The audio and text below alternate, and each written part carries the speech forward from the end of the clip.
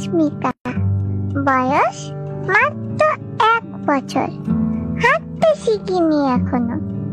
কোনোদিন হাঁটতে পারবো কিনা সেটাই তো জানি না, কারণ বাবা মায়ের কথা থেকে বুঝতে পেরেছি আমার এই ছোট্ট শরীরে ভয়ঙ্কর এক বিরল রোগ বাসা বেঁধেছে।